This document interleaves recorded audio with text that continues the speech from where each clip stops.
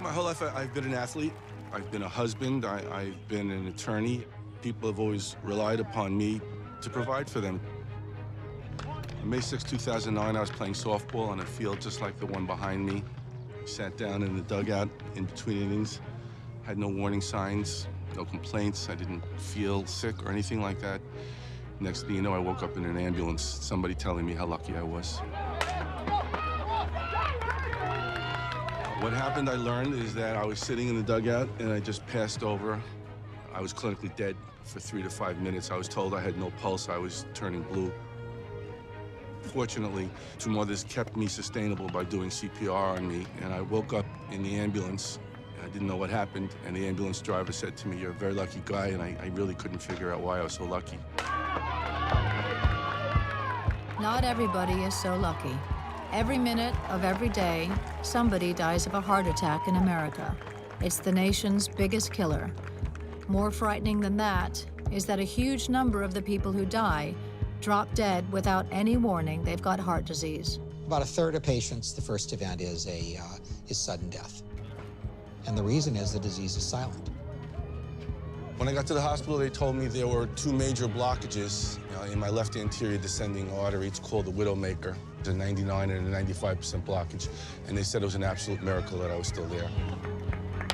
2/3 of men and half of all women, the first sign or symptom is that they have a heart attack or die. You don't know you have it until you're dead. And it doesn't have to be that way. Heart attacks and strokes are absolutely preventable. The science is a slam dunk. Every time I read the newspaper and I see, a 45-year-old or a 55-year-old or a 62-year-old person just drop dead of a heart attack unsuspectingly, it's a little disheartening because I know that life would have easily been saved.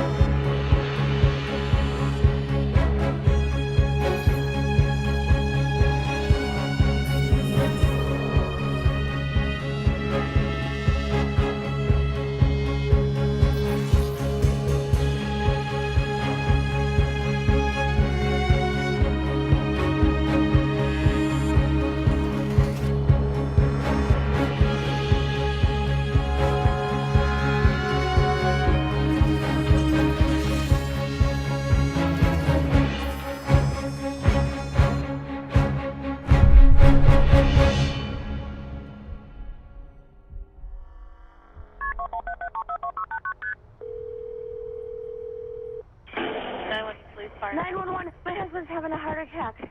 We're going to start CPR on him, okay? I'm going to tell you what to do. Okay. Are you right next to him? Yeah. Okay, put him flat on the floor on his back. Okay. Expose his chest. Expose his chest. Kneel by his side. Okay.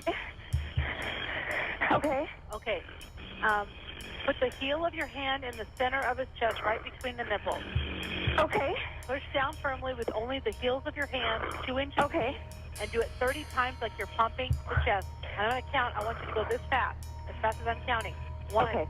2, 3, 4, 5, 6, 7, 8, 9, 10, 11, 12, 13, 14, 15, 16, 17, 18, 19, 20, 21, 22, 23, 24, 25. A major heart attack lasts only minutes.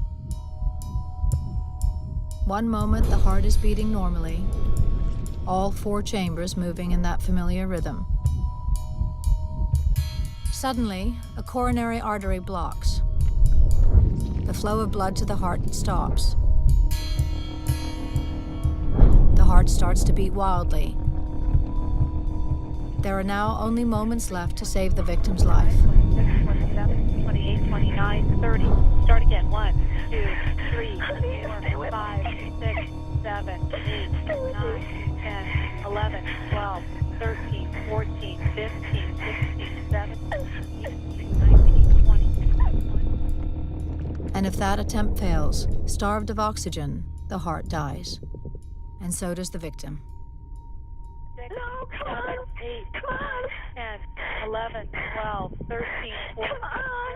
15, 16, 17, 18, 19, 20, 21, 22, 23, 24, 25, 26, 27, 28, 29, 30. Okay, start again. 1, 2, 3, 4, 5, 6, 7, 8, 9, 10, 11. This year alone, 600,000 Americans will die like this, more than from all the cancers combined. A quarter of these deaths without any prior symptoms or warning.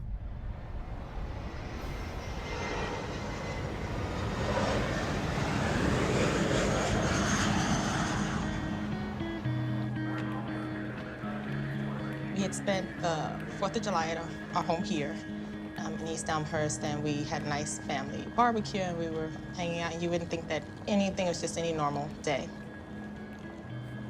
The next morning, my husband, we have a home in Fort Lauderdale, went to our summer home, and he called me when he arrived, and he said, I arrived, everything's okay, and I carried along my merry way to work. I was in a meeting, and my phone kept ringing, but I ignored it. I continued along in the meeting because you cannot answer a phone in a meeting. But then my son's number, his cell phone number, showed up on my phone. So I answered that call. And my son told me that he received the call and that something had happened to Dad. At that point, my phone rang again, and it was the police calling. And they told me that they rushed my husband to the hospital. Next thing I know, calls were made, and I was on board an aircraft so I can get there. And that plane just never took off because just as they were about to close the doors, they got another phone call. The person on the other end said to me, are you alone? And I said, no, I'm on a plane full of people. I'm not alone. And they said, you know, we're calling about your husband. I said, I know, tell him I'm on my way, I'm coming. And they said, no, no one told you, he's gone.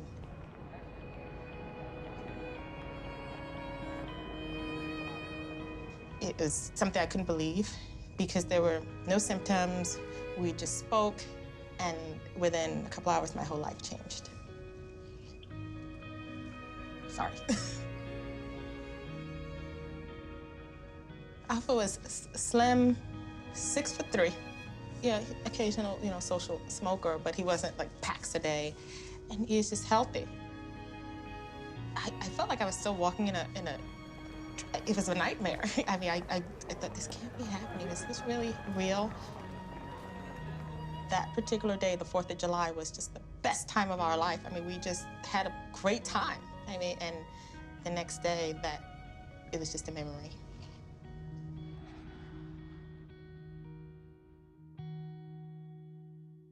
In the last 30 years, more than 4 million American citizens have shared Alpha's fate, dying suddenly without any warning. But the vast majority of them, men and women, could have been saved. Here's how.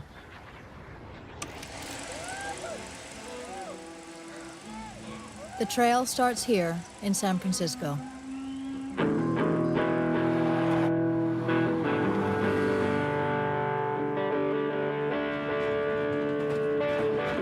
Down the decades, the city by the bay has been home to a series of world-famous events. A gold rush, an earthquake, a computer revolution, and wholly new ways of seeing the world.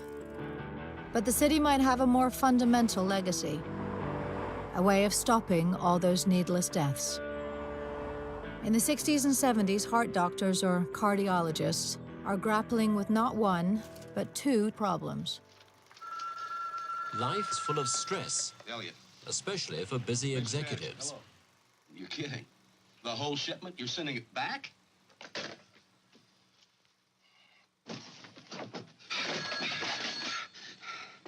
Mr. Elliot! People are dying suddenly of a heart attack before they can get to the hospital. But they're also dying if they do make it to the operating table, because heart surgery is largely ineffective. So surgeons naturally want to make surgery work. And one man thinks he knows how. The first heart revolution starts not in a lab, but a garage 40 miles north of the city center. So how long is it since you've been here? 33 years. 33 years. And this tree, obviously, I don't remember.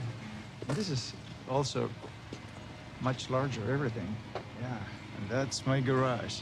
Come on. In 1980, Julio Palmaz is a junior radiologist, fresh off the plane from Argentina.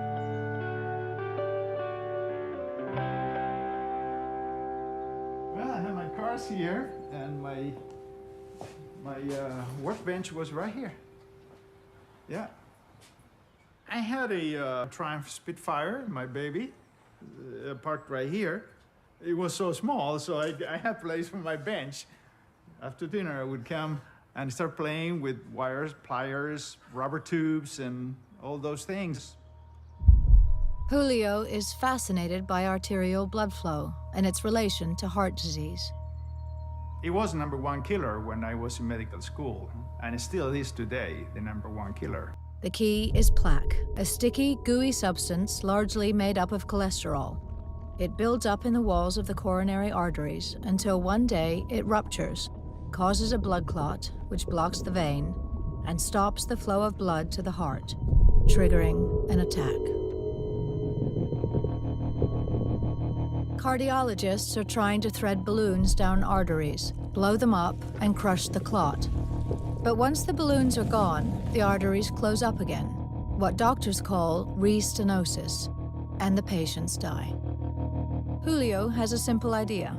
Stick a piece of metal on the balloon, a sort of scaffold to keep the vein open when the balloon is pulled out. It's called a stent.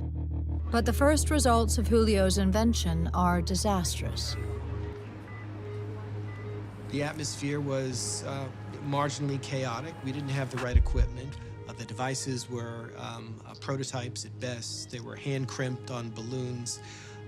They were difficult to deliver to coronary arteries. They were associated with a high frequency of blood clots or thrombosis in the early stages, and the outcomes were not nearly as good as we had expected. There was a lot of uncertainty within the medical community that this was the right thing to do. We were heavily criticized for being cowboys, for being less critical thinkers, for being non-scientific. So there was an overwhelming negative outcry within the general medical and cardiologic communities. While the stent is in trouble, there's a very high-profile reminder of what's at stake. Well, that night on the 23rd, I was doing my CNN show, interviewed Dr. C. Everett Koop, the Surgeon General of the United States. At the end of the interview, he asked me if I was still smoking. I said yes, and he said, you know, you don't look good. I said, I feel fine. He said, I don't like the way you look. You ought to see a doctor. So I said, okay, and then I went to do my all-night radio show. And my guest was David Halberstam, the late David Halberstam, terrific writer. And at the end of that interview, he said, are you feeling okay? I said, why? I said, you don't look good. Apparently, I had a gray pallor. So I went back home, and I got off the air. It was about 4 in the morning, and I had this terrible pain in my right shoulder. I'd never experienced that kind of pain before. I didn't have chest pain, and it was going down my arm. And I didn't know what to do. I called my doctor and woke him up. And he said, well, right side sounds like a gallbladder. Why don't you go to the hospital in the morning? So first thing in the morning, my producer picked me up and drove me over to George Washington University Hospital. So I walked into the emergency room. This man came up to me, and they have viewers in the emergency room who look at people to see how. And he said, are you a heart patient? And I said, no. And he said, well, you don't look good. And that's the third time I've heard you don't look good. And they came over and took some blood tests. And then they went over to a screen, and they were looking at this screen, and this blood test came up on the screen. Suddenly they turned around, and the doctor and nurses, blue light went off, and they came running toward me. And I said to my producer, I don't think this is a pulled muscle. The doctor came right over and he said, Mr. King, you're having a heart attack. And I said, am I gonna die?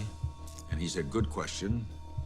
And he said, we don't have the answer, but it's the right side, and that's a good sign because right sides generally do better than the left side. I wound up with a quintuple bypass. That was much scarier than a heart attack. When the doctor explained to me, we're gonna cut open your chest. Oh, that's nice. And we're going to pull you apart and put you on a heart-lung machine and move the heart a little and do a bypass, which is similar to a highway with a blocked exit, and then we're going to go around the exit. We'll take veins from your leg, and the veins will circulate around, and we hope you do well. It changed my life that day. I never felt better after that. I recovered pretty quickly. Came home from the hospital, vowed to get healthy, lost a lot of weight, changed my diet, never smoked again. You know, my wife believes in the afterlife. I don't want to ride the bet.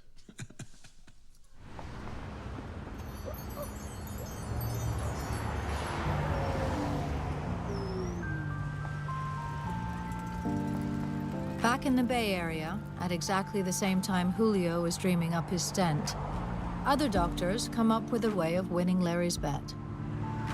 Right in the heart of Haight-Ashbury, the epicenter of flower power, stands the University of San Francisco, or UCSF. The team here don't want to wait until somebody has a heart attack and rely on expensive and risky surgery to save them. They want to prevent the attack happening at all. Why wouldn't it make sense if we set up like we do mammograms for screening for breast cancer? Why don't we do mammograms of the heart? There's a problem with a mammogram of the heart. It beats too fast for a conventional X-ray to take a picture. So Bruce travels 3 floors down to an eccentric but talented physicist who has thought up a way of improving the existing technology.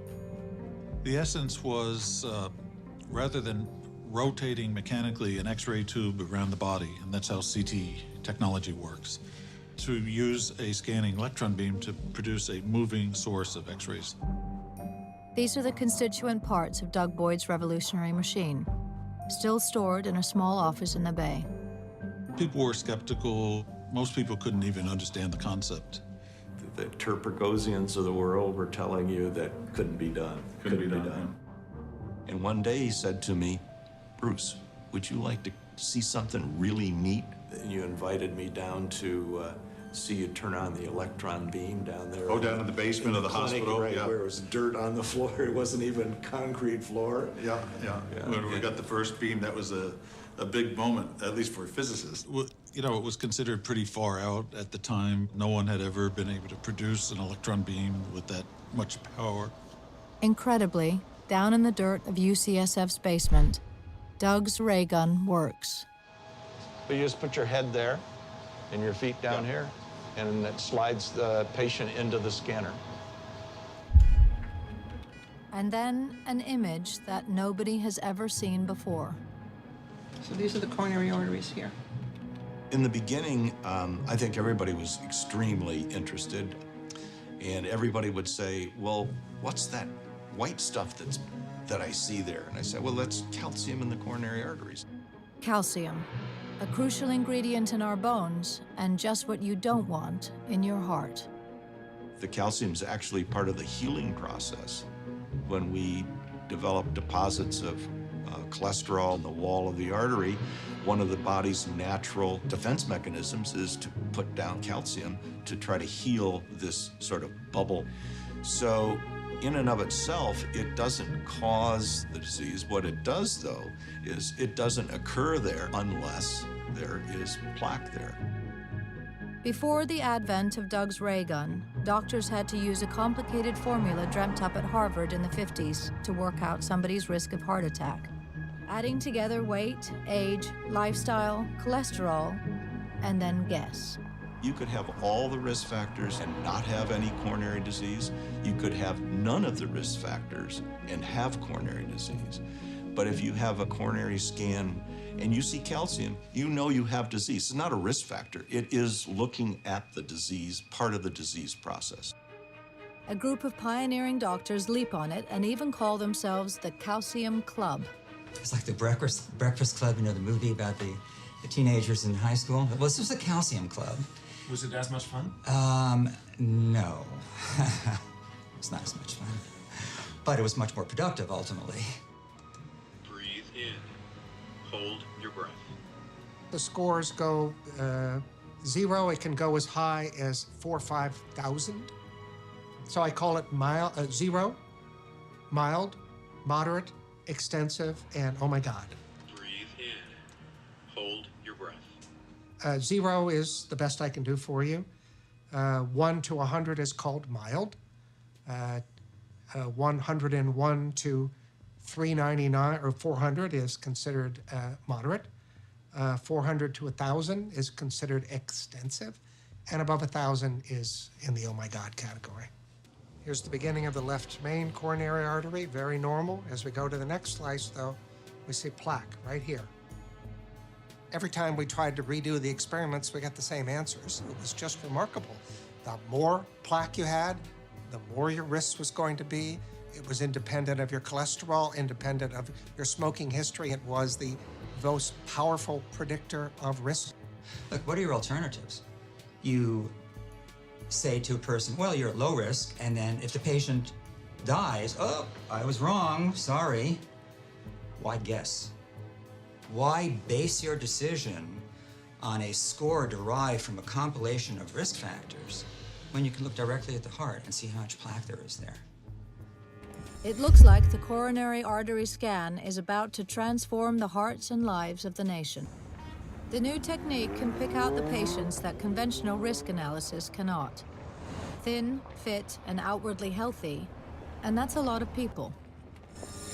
In the 4 years after coronary artery scanning is invented, over 500,000 people die of a heart attack with absolutely no warning. Thank you so much.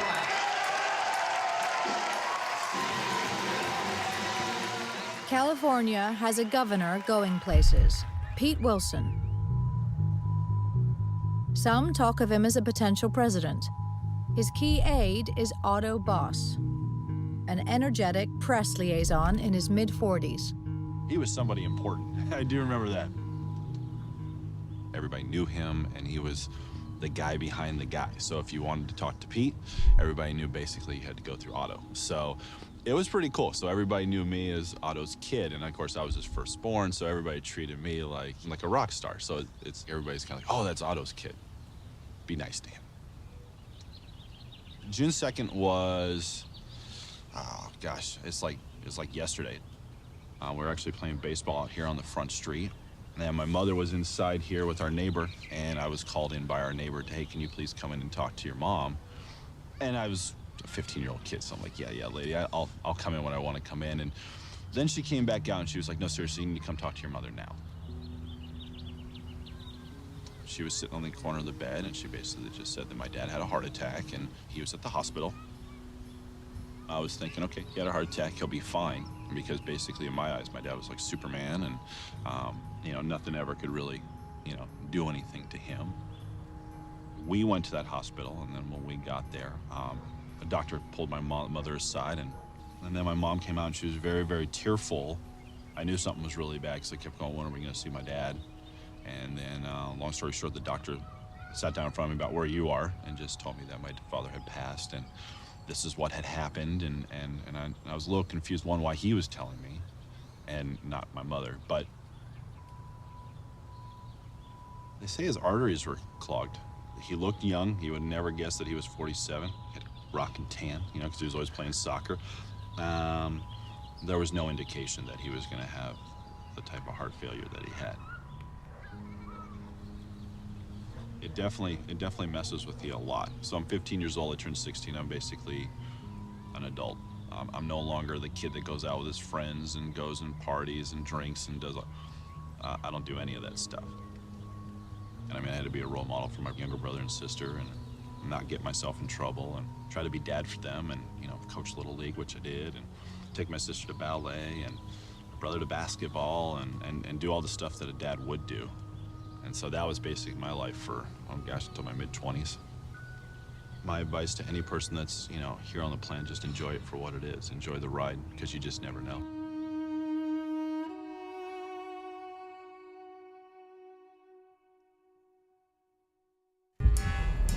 As the unexpected deaths pile up, the way forward seems clear in the battle of the stent and the scan. The scan helps prevent heart attacks and costs only a few $100. The stent is risky, expensive at tens of thousands of dollars, and the patient has to either have or be on the brink of having a heart attack. But that analysis neglects the profit motive, which first attracted Julio Palmaz's backer, burger billionaire Phil Romano. He came in and he had a ponytail and he had his three-piece suit and nice tie and well-groomed person and had no socks. I mean, he was a very fashionable guy. Certainly not a person that knew anything really about the business of implantable devices. But intuitively, he saw potential. At the end of a meeting, he said, put the thing in his hand, and he was rolling it around, and he said, "This looks like something I can put in a box and sell for lots of money." And to the dismay of his lawyer, he went ahead and said, "How much money you need?" "1994, and money talks. Now we're in New York, home to the world's financial center and some of its most renowned hospitals, who share Wall Street's money-making smarts. These hospitals can make or break a technique or pill. So stent or scan, which is it going to be? With Phil Romano's money behind it, the stent is suddenly a reliable proposition. And in record time, it gets an official license. The devices became much more deliverable, and from a technical standpoint, there were dramatic improvements. But by the late 90s, the paradigm for treating patients with coronary disease was literally just stented. One of the first places to stent it is Mount Sinai, halfway up Manhattan's Tony Upper East Side. Samin Sharma, their star surgeon, changes his modus operandi overnight. I did about 1,000 cases first time in 1999. Now since then, or let's say last 10 years, it has been about 15 to 1,600 interventions per year. I work 3.5 days a week, Monday, Tuesday, and Fridays. Like today is a Friday, is a typical day. I'm to my 21st case, and I've done the 12 intervention, but I had 9 more to go. All right, my friend, we'll be done in just a few seconds now. What Samin Sharma is doing, again and again, is threading catheters or thin tubes up arteries to first take a picture of any blockage. That's an angiogram. And then gently maneuver a stent in place at the point of blockage or stenosis. Open it up and restore the blood flow. Right there. This was the 95% blockage. And now, after stent, normal looking artery. All right, my friend, we are done now. Thank you. Crucially, this operation has a financial as well as a medical attraction for hospitals. At up to $50,000 a go, the profits associated with it are huge. These cramped cath labs actually saved Mount Sinai from bankruptcy in the late 90s. And as the money floods into stents, so the doctors who practice the technique become very rich. Dr. Sharma earns over $3 million a year. I think part of the success is also that you do the same thing all the time, repeatedly. You don't get bored? If I get bored, I do a few more stents. If he is getting rich, the stent's inventor is getting even richer. Things went well for us. My wife said, why not get a little place in Napa Valley and make some wine? It got a little bit out of hand. And so she did find a bigger place that we anticipated. And we make about somewhere between 5,000 and 6,000 cases a year. The success of the stent propels the man who first tests it, Marty Leon, into cardiac stardom. He becomes one of the richest doctors in the U.S., earning millions in his hospital work and millions more as a key advisor to big companies. He even starts his own foundation. You know, it's hard to say what is in whack and out of whack. Is an orthopedic surgeon out of whack? Is a neurosurgeon out of whack? Is a cardiac surgeon out of whack? Is an interventionalist out of whack? I mean, these become philosophical discussions about, you know, how medicine is practiced. In a fee-for-service environment, I think there's certainly going to be high-end physicians who make a great deal of money, and that's fine.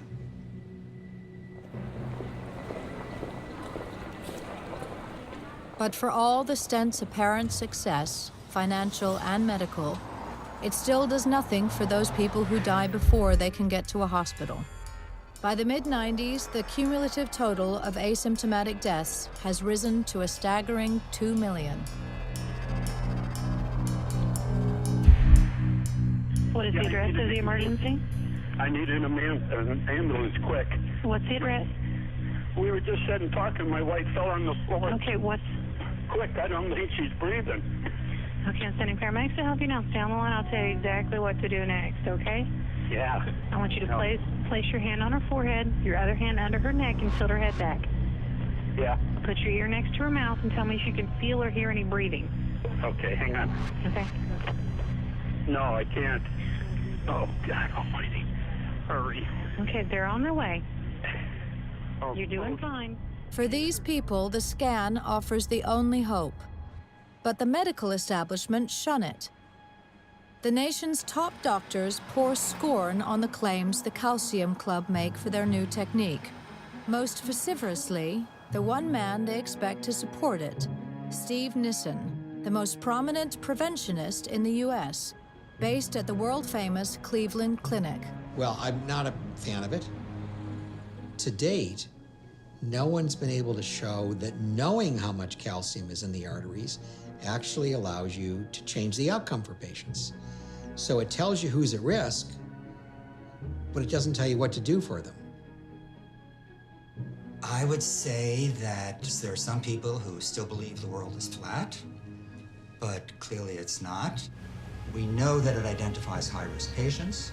We know that treating high-risk patients saves lives. Therefore, identification of the high-risk patient will save lives. Look, I don't like medical cults. And these things happen all the time. You know, these cults develop. And when they're not based upon what I consider to be the most solid science, then it does bother me. The kind of outcome data that they're asking for has not been provided for any other technology. For instance, there's never been a study that shows that the use of a stress test saves lives, or the use of an echocardiogram saves lives. I called it the deadly double standard, which means applying criteria to coronary calcium that have simply not been applied to any other preceding technology. But this was an argument that was as much about money as medicine. Cardiologists thought the scanner was an expensive waste of time, while the Calcium Club argued they could save hospitals money by predicting who really needed surgery. During the late 1990s, the Mayo Clinic was reporting about 50% of its coronary angiograms were normal. That's equivalent to saying unnecessary. The Mayo Clinic is still a major research center with excellent researchers, the best in the world. And Mayo Clinic had done some research studies showing that coronary calcium could predict who needs a coronary angiogram and who doesn't. So the researchers said, well, we have this test with almost 100% accuracy for predicting who should have an angiogram and who shouldn't. Why don't we offer this to our patients? And the administration shut it down because the cath lab generates 25% of the revenue of the Mayo Clinic, and that would have been cut in half if they started not doing unnecessary angiograms. The authorities won't endorse it, so insurers won't pay for it. Very few doctors will use it. But all the while, people are dying without any warning. By the late 90s, over 2.5 million unexpected, unanticipated deaths.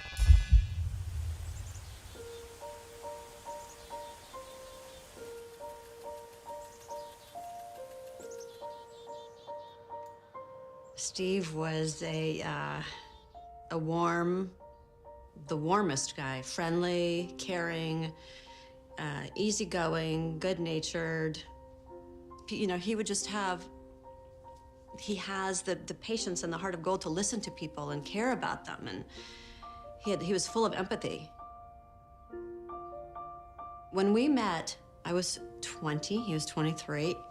He had his own clothing store, active clothing wear store, and I had to come in to get my matching headband for my aerobics outfit, and he did not have the color I needed, so I came back and we hit it off.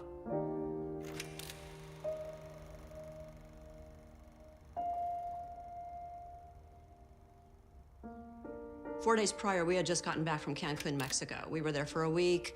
We had a relaxing time, you know, just a fun getaway, just he and I, no kids. Our daughters were 2 and 5, so it was nice to get away from the kids.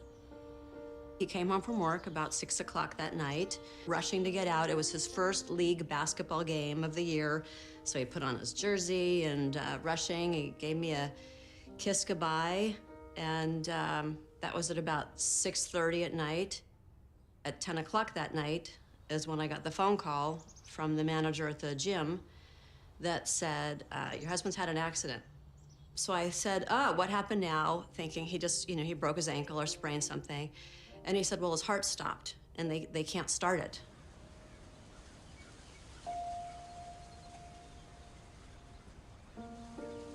You know, it's surreal driving to a hospital not knowing if your spouse is going to be alive or not, or in a vegetative state or not. And, you know, you're making deals with, you know, with God. Like, I said, I want him to be alive, but I want him to be healthy. I don't want him to be a vegetable. That wouldn't be any kind of quality of life for either of us. Sure enough, I got to the hospital, ran in, and the emergency room doctor told me that they could not resuscitate him, and he was dead. Steve ate well, he did not smoke, and he worked out. So, who knows? He was actually carrying around 4 clogged arteries.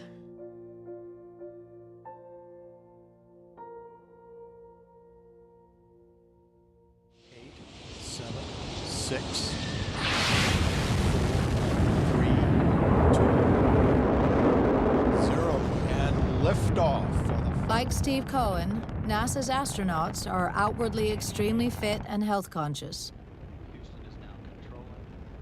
For just when it looked like coronary artery scanning was dead, salvation in the most unlikely place: space. We've long known that cardiovascular disease is the greatest risk that we face, especially given our population. Most astronauts are middle-aged males. The consequences for us are dire. We're talking about people dying in space. The agency had had a real scare in 1971 with Apollo 15. At the time, NASA hailed it as the most successful mission so far. Looks like pristine material, all right. On the surface of the moon, Commander David Scott and Lunar Module pilot Jim Irwin did 3 moonwalks, collected a vast array of moon rocks, and drove a lunar rover for the first time. Man, this is really a rock and roller ride, isn't it? But out of sight of the cameras, once Irwin was back in the command module, instruments appear to show all the symptoms of a serious cardiac event.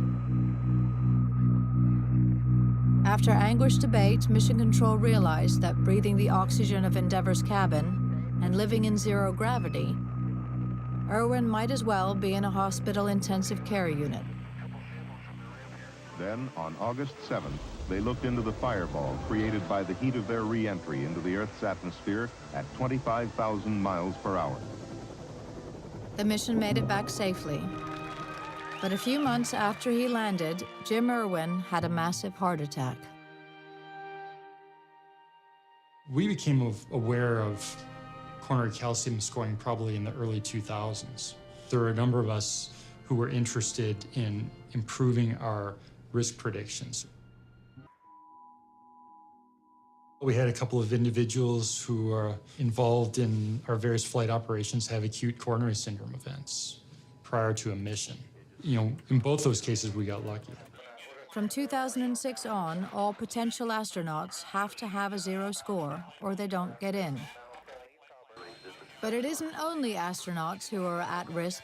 We're here outside New York Presbyterian Hospital. In just a couple of hours, President Bill Clinton, former president, is scheduled to undergo surgery to bypass diseased vessels in his heart. In 2004, former President Clinton checks himself into hospital with chest pain, only to discover he has chronic heart disease and needs an immediate quintuple bypass. But many people are asking, how could a former president who gets regular checkups end up so suddenly with heart disease? Clinton bragged last night that he had aced his stress tests for 4 or 5 years in a row.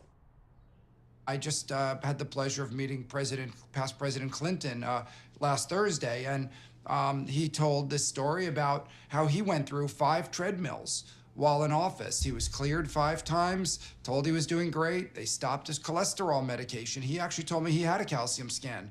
That was abnormal, but his doctors didn't really do anything with it, and ultimately he needed 5-way bypass. He did very well initially on the South Beach diet, went back to his high school rate, did a lot of exercise, was on a statin, and he stopped the statin, is my understanding, because he lost weight. But he clearly, for the amount of calcium he had at a fairly young age, there was a genetic component. And genetic components, you have to go beyond often lifestyle and treat with medication. Such is the shock of Clinton's operation. The White House decides that all future presidents will have a coronary artery calcium scan. The stakes are simply too high not to. So is scanning on the comeback trail?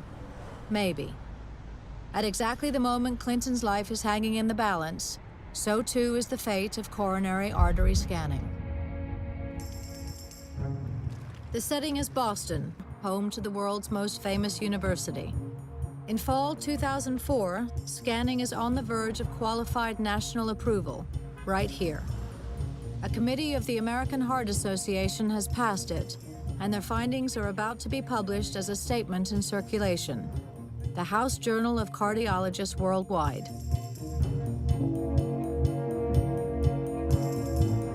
I like to think that circulation and all high-quality journals provide, if you will, a path to enlightenment. If you consider our workplace, we sit in a sort of forest of knowledge, and we want to achieve enlightenment. So the question is, how do we traverse the forest? And I would suggest that what a well-edited journal does is that it provides some guidance to the right path. But unfortunately, one member of the Calcium Club can't contain his excitement that his technique is about to win through. We had a statement coming out. It was approved by the American Heart Association, a scientific statement saying that calcium scoring was useful and appropriate and had adequate scientific data behind it. Well, I'd just become editor of Circulation. I was surprised and troubled to find, as I was flying to Europe for a meeting, reading the Wall Street Journal, that I was quoted as the editor as having pointed out that the American Heart Association was about to support the use of coronary calcium. The American Heart Association, and certainly the journal Circulation, never advocates the use of a particular strategy for diagnosis or for therapy. We try to report information as we find it as objectively as possible. When I returned home, I also found an envelope addressed to me in which it was pointed out that the American Heart Association was about to support the use of coronary calcium screening, and that as a cardiologist, I might wish to purchase a device. Given those events, I decided to withhold publication. The previous document, which was very negative, the first author of that, Dr. O'Rourke, did 3 formal interviews before the document ever came out. I make one offhanded comment to Wall Street Journal, and they use it as an excuse to pull the whole document. So it really was, again, just obviously politics and bad personal decisions. Joe Lascalzo's decision leaves scanning still in the wilderness, and the stent completely dominant as the main means of treating heart disease. even though the unexpected deaths are still piling up. By the end of the year, well over 3 million.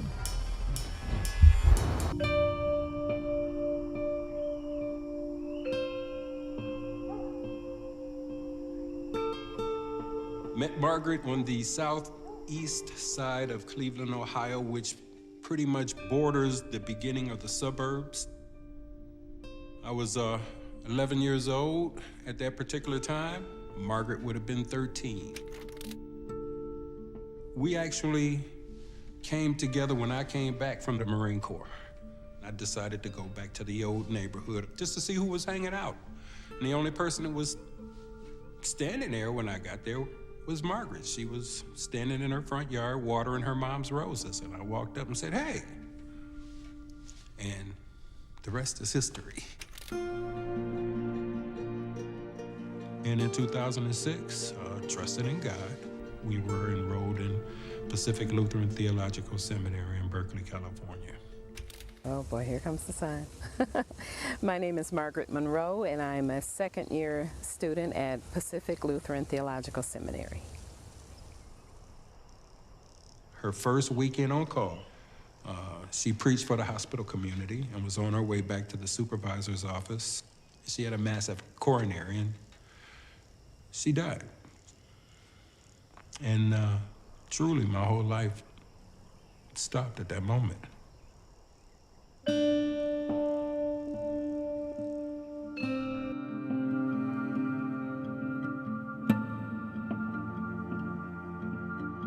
More women die of heart disease than men in the States every year since 1983.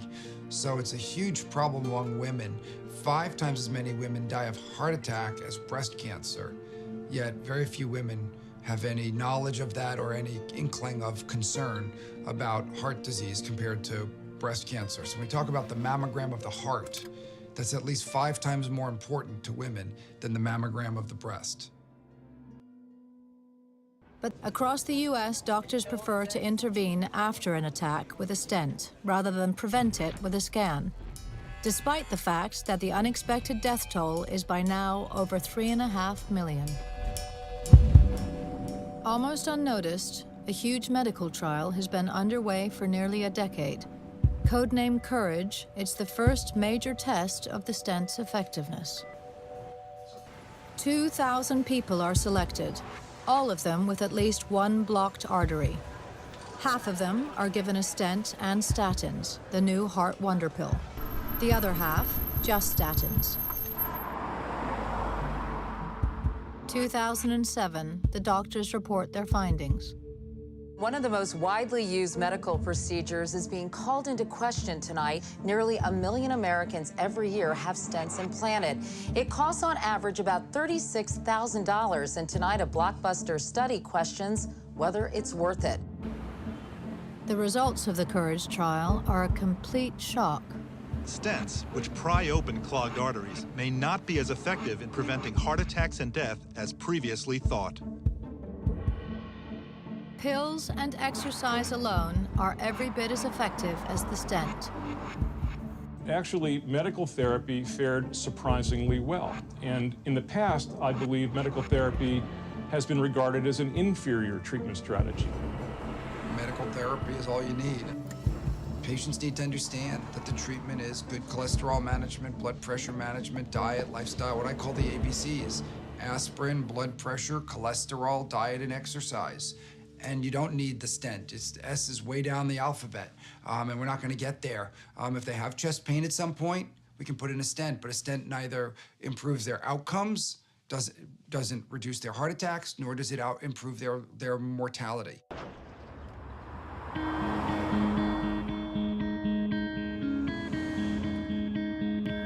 Well, the family history has always been horrible. It goes back a few generations. I have the disease, and it's extremely aggressive. My body cannot synthesize the good cholesterol you need or rid itself of the bad cholesterol. My first open heart surgery was at the age of 38, and my second one would have been about 51. Renee has a double bypass in 2007, which saves his life. The surgery is prompted by a scan which shows a 90% blockage in one artery. After 2 conventional tests, an EKG and a stress test, had said he was completely fit. I have a very low opinion of an EKG. I've had 2 EKGs that were absolutely told me I was fine when I wasn't, when I was, in fact, very near death. Sophistication now with CAT scans and getting the calcium scoring and these other things is just really critical. 5 weeks after his surgery, Rene starts a crusade. He's a Texas senator.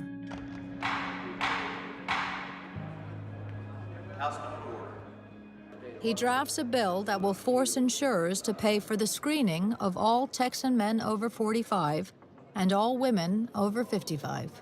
It's really hard to rock the foundation of the insurance industry and even public opinion on a lot of things. But I felt the only way was to mandate these tests. Mr. Speaker, members, can I get your attention, please, just for a second, everybody? He's also taking on America's #1 heart doctor. Steve Nissen is just finishing his term as president of the American College of Cardiology. Yeah, well, there were some questionable characters that were trying to promote this. And of course, you know, Texas, while it is part of the United States, seems to operate with somewhat different, you know, character than some parts of the country. And almost anything goes in Texas. And I was certainly not in favor of that. Doctors came up to me and said that this is just a bill to help a couple of vendors out on this. I said, no, Doc, let me tell you my story and why I believe in this. It saved my life. And if it saved mine, it can save others. Yeah, I think you call it shameless self-promotion. Yeah, I think I probably used a term like that. I've not been known to mince words when it comes to that sort of approach to medicine. Any tool that helps us detect it is worth it, particularly as inexpensive as this test is. All those in favor say aye. All those opposed, nay. Ayes have it. House Bill 1290 is passed and engrossed. After 2 years of furious debate, victory. Rene Oliveira's bill passes in both Texas houses to the intense and enduring disbelief of its opponents. Having passionate true believers does not make a test worthwhile. And so I would say that the test has actually been a huge failure. Well, he's an idiot, and he's probably still in dinosaur times in terms of his thinking. As long as he stays in Cleveland, that's good, because we don't need his opinions in Texas, because I know what I did has saved a lot of lives, and I'm proud of that. By 2012, Texans, presidents, and astronauts are getting scanned. Despite the fact that most insurers still won't pay for it, more and more people are going for a scan. After sewing up a big business deal in the U.S., Irish entrepreneur David Bobbitt went to have a medical checkup. Part of it, a coronary artery scan. He had the shock of his life. My arteries were that of an 86-year-old. So here is a 51-year-old who exercises every day, is careful what they eat. My parents lived into the 80s. I'd done all of the things you were supposed to do to be healthy. The following day, I had to go in to do an angiogram, where they found I had one totally blocked artery, I had another artery that was 70% blocked, and I had a huge level of disease right throughout my system. The shock of it, the shock of suddenly going from one day feeling absolutely perfect, with no reasons of any issue at all, to a situation that 75 out of 100 people at your level of calcification is going to either be dead or have a heart attack in the next 10 years. Today, he's going to be scanned again. Told he could die at any moment, he spent the last 2 years on the most punishing of fitness and food regimes. I've done everything I can do, and the score will be the score. My mathematical mind says it was 900. 1100 will be okay. 1200 will be reasonable, and over 1200 score will be very disappointing. Remember, leave your arms above your head for the entire test. Now take it a deep Plenty of height there. There is. And your LAD then. See? You know, there's a huge level of plaque there, you know? So you just wait to see what the result is, you know? That's all we can do.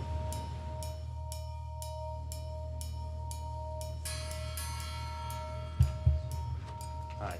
Hi. All right, so just to sort of compare, your total score is 1028 and previously 906. Now, there's a little bit of motion artifact, and so Dr. Candidate thinks this is a little artificially increased. When we look at the number of lesions, that's something else that you can look at if there's a little bit of motion. So in the past, you had 28, and now you have 33, which really isn't very different. Yeah. And so this is good news. Yeah. I'm very happy with that. I'm very happy with that. Because I've worked, you wouldn't want to believe how hard I've worked. I've really worked on everything. The disease has barely advanced. David's still in a very high-risk group. But for now, there's real hope he can make it. The fact that I could be around like any father wants to be with his kids. The fact that I was, my daughters, that I just so special that I would be there when they got married or when they were that bit older, that I'd see my grandchildren. That gave me hope. That really was what really was so important, why I wanted to fight this as hard as I did. Without the shock of that first scan, David might not have changed his life around, might not have been here today for his family. But now the hope he has can be shared by millions. For all the problems of the way medicine is run in this country, the ultimate obstacle in the scan's path is that it lacks official approval.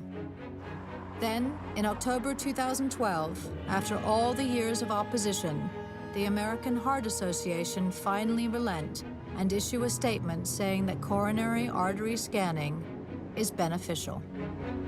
Breathe in. Hold your breath. Yes, I feel vindicated. I'm just happy that we were working on something that turned out to be valuable. Well, I mean, so, you know, there's this old saying that truth passes through 3 stages. First, it is ridiculed, then it is violently opposed, finally it is accepted as being self-evident. The data really does speak for itself. And when the American College of Cardiology and the American Heart Association signs off on it and says it's reasonable to use it, then the remaining naysayers are just a voice wandering in the wilderness. We could have gotten there, in a perfect world, we could have gotten there in 3 to 5 years. We'd all gotten behind it in the beginning. Well, and so what? Well, how many lives do you think would have been saved if we'd done it in 1990, what we're doing now in 2013? And the answer is?